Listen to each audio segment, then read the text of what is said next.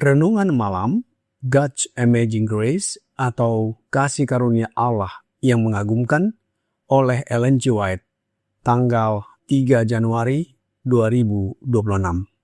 Mari kita berdoa.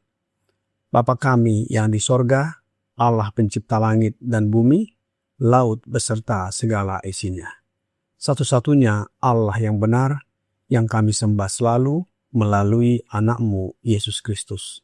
Kami bersyukur dan berterima kasih oleh sebab penyertaan dan perlindungan Bapa kepada kami sepanjang hari Sabat dalam seluruh perbaktian dan pelayanan kami. Pada malam ini, kami akan mendengarkan firman-Mu. Kami mohon kehadiran Roh Yesus Kristus dalam hati kami, menuntun dan mengajari kami agar dapat mengerti dan menghidupkan setiap firman yang kami pelajari dan dengarkan. Kami persembahkan doa ini di dalam nama Yesus yang adalah Tuhan dan Juru Selamat kami. Amin. Renungan malam ini akan dibacakan oleh Saudari Ega Tamara Damanik. Kepada Saudari Ega, kami persilahkan. Terima kasih. Selamat malam untuk kita semua. Renungan malam pada tanggal 3 Januari 2026 berjudul Pada Waktu Yang Ditetapkan Allah. Ayat inti diambil dari Galatia 4 ayat 4 dan 5. Tetapi setelah genap waktunya, maka Allah mengutus anaknya untuk menebus mereka yang takluk kepada hukum Taurat supaya kita diterima menjadi anak. Dalam Dewan Sorga, waktu kedatangan Kristus telah ditentukan. Ketika jam waktu yang agung menunjuk pada waktu itu, Yesus lahir di Betlehem. Pemeliharaan ilahi telah mengarahkan pergerakan bangsa-bangsa dan gelombang dorongan dan pengaruh manusia sampai dunia siap untuk kedatangan Sang Pembebas. Tipuan dosa telah mencapai puncaknya. Semua agen untuk merusak jiwa manusia telah dioperasikan. Anak Allah memandang dunia, melihat penderitaan dan kesengsaraan. Dengan belas kasihan ia melihat bagaimana manusia telah menjadi korban kekejaman setan. Ia memandang dengan belas kasihan kepada mereka yang sedang dirusak, dibunuh, dan binasa. Di hadapan alam semesta telah ditunjukkan bahwa tanpa Allah, umat manusia tidak dapat diangkat. Unsur kehidupan dan kekuatan baru harus diberikan oleh Dia yang menciptakan dunia. Dengan penuh minat, dunia-dunia yang tidak jatuh telah menyaksikan kebangkitan Jehovah dan menyapu bersih penduduk bumi. Tetapi alih-alih menghancurkan dunia, Allah mengutus anaknya untuk menyelamatkannya. Pada saat krisis, ketika setan tampaknya akan menang, anak Allah datang dengan utusan kasih karunia ilahi.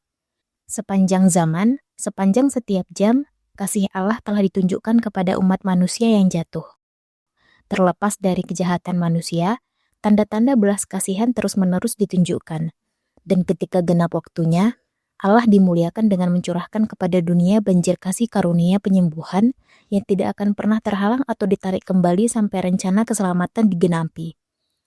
Setan bersukacita karena ia telah berhasil merendahkan citra Allah dalam diri manusia. Kemudian Yesus datang untuk memulihkan citra penciptanya dalam diri manusia. Tidak ada seorang pun selain Kristus yang dapat membentuk kembali karakter yang telah dirusak oleh dosa. Ia datang untuk mengusir setan-setan yang telah mengendalikan kehendak. Ia datang untuk mengangkat kita dari debu, untuk membentuk kembali karakter yang rusak menurut pola karakter ilahinya, dan untuk menjadikannya indah dengan kemuliaannya sendiri. Demikianlah bacaan renungan malam kita. Tuhan Yesus memberkati. Terima kasih atas penata layanan Saudari Ega. Tuhan Yesus memberkati. Saudara-saudari dalam Yesus Kristus, kedatangan Yesus ke dunia bukanlah suatu kebetulan. Ini telah ditentukan dalam Dewan Musyawarah Sorga. Alkitab dan Roh Nubuat menegaskan bahwa ia datang pada waktu yang telah ditentukan Allah. Waktu itu dipilih dengan sempurna oleh Allah demi keselamatan umat manusia. Roh Nubuat di dalam buku The Desire of Ages atau Kerinduan Segala Zaman, halaman 32, paragraf 1 berkata, Demikianlah dalam musyawarah di sorga, jam kedatangan Kristus sudah ditentukan. Manakala jarum jam besar itu menunjuk kepada waktu tersebut, maka Yesus pun lahir di Bethlehem. Roh Nubuat menjelaskan bahwa waktu kedatangan Kristus telah ditentukan sejak kekekalan. Sejarah dunia bergerak di bawah kendali pemeliharaan ilahi hingga semuanya siap menyambut Sang Juru Selamat. Satu-satunya harapan manusia yang sudah jatuh ke dalam dosa dan membentuk kembali gambar Allah dalam jiwa. Yesus menawarkan dirinya untuk menjadi korban tebusan. Roh Nubuat di dalam The Signs of the Times, tanggal 12 Desember tahun 1895, paragraf 9 berkata, dalam Dewan Sorga, harapan diberikan bagi umat manusia yang jatuh. Yesus Kristus menawarkan hidupnya sebagai tebusan bagi yang hilang, sebagai harga yang dengannya ia dapat membeli hak untuk menciptakan kembali orang berdosa dan membentuk kembali gambar Allah dalam jiwa. Manusia yang jatuh akan diperbaharui dalam rupa ilahi. Ia akan diangkat, diampuni, dan ditebus, bukan oleh hukum, tetapi oleh Yesus Kristus, kebenaran kita. Saudara-saudari dalam Yesus Kristus, Yesus datang untuk memulihkan citra penciptanya dalam diri manusia. Tidak ada seorang pun selain Kristus yang dapat membentuk kembali karakter yang telah dirusak oleh dosa. Ia datang untuk mengusir setan-setan yang telah mengendalikan kehendak. Ia datang untuk mengangkat kita dari debu, untuk membentuk kembali karakter yang rusak menurut pola karakter ilahinya, dan untuk menjadikannya indah dengan kemuliaannya sendiri. Malaikat-malaikat terbang melintasi sorga, memberitakan kabar gembira bahwa tebusan telah ditemukan, dan bahwa harta yang telah tersembunyi dari zaman dan generasi di dalam Kristus akan diperlihatkan di hadapan alam semesta. Yesus datang bukan saat dunia berada dalam keadaan baik, melainkan saat dosa mencapai puncaknya.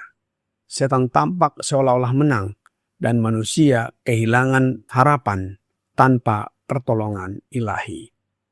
Renungan malam ini di dalam God's Amazing Grace, halaman 11, paragraf 3 berkata, tipuan dosa telah mencapai puncaknya. Semua agen untuk merusak jiwa manusia telah dioperasikan. Anak Allah memandang dunia melihat penderitaan dan kesengsaraan. Dengan belas kasihan, ia melihat bagaimana manusia telah menjadi korban kekejaman setan. Ia memandang dengan belas kasihan kepada mereka yang sedang dirusak, dibunuh, dan binasa. Di hadapan alam semesta telah ditunjukkan bahwa tanpa Allah, umat manusia tidak dapat diangkat. Unsur kehidupan dan kekuatan baru harus diberikan oleh Dia yang menciptakan dunia. Dunia-dunia yang tidak jatuh mengamati dunia ini dengan penuh minat. Mereka mungkin mengira Allah akan bangkit dan menyapu bersih penduduk bumi yang berdosa ini karena murkanya. Namun, inilah kejutan sorgawi. Pada saat krisis, ketika setan merasa hampir menang, Allah justru mencurahkan kasih karunia penyembuhan. Alih-alih hukuman, Ia mengirimkan anaknya untuk menyelamatkan manusia dari dosa.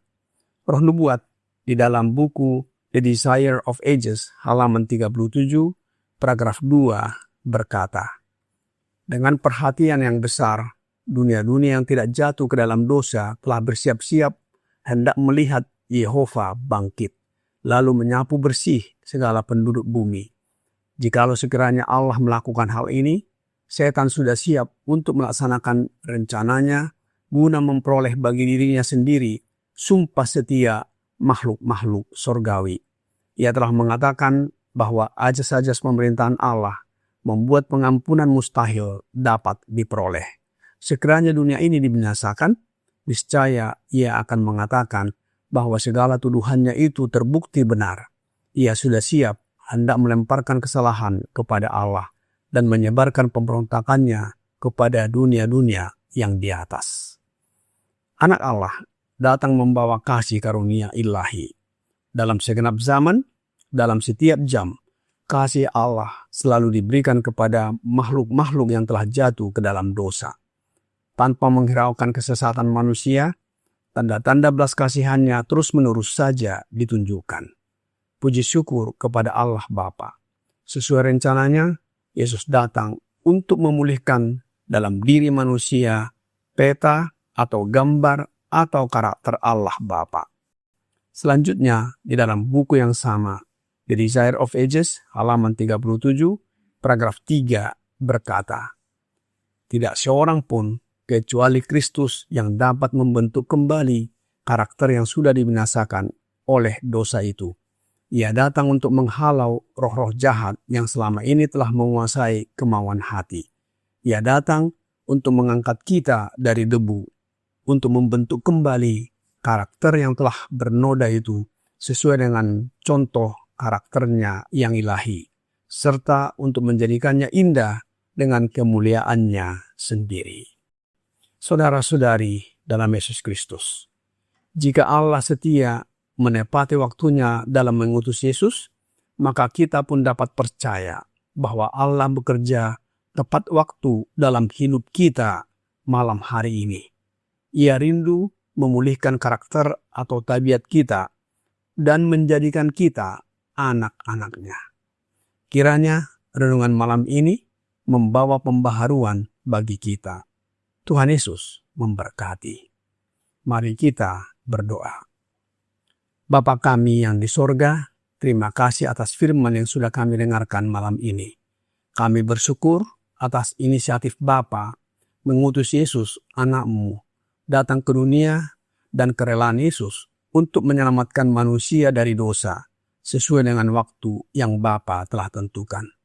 Semuanya oleh karena begitu besar kasih Bapa akan kami manusia yang berdosa dan tidak ada harapan. Namun, keselamatan akan menjadi bagian bagi barang siapa yang percaya kepadanya. Oleh sebab itu, kami mohon karuniakan Roh Yesus Kristus dalam hati kami. Dengan menerima Roh Yesus Kristus, kami dapat percaya kepadanya, menuruti firman dan kehendak-Mu. Hidup kami disucikan dari hari ke hari, dan dilayakkan untuk bertemu dengan Yesus Kristus pada kedatangannya yang kedua kali. Banyak dosa dan pelanggaran yang kami lakukan ya Bapa. Mohon ampuni kami. Kami persembahkan doa ini hanya melalui Yesus Kristus yang adalah Tuhan dan Juru Selamat kami. Amin.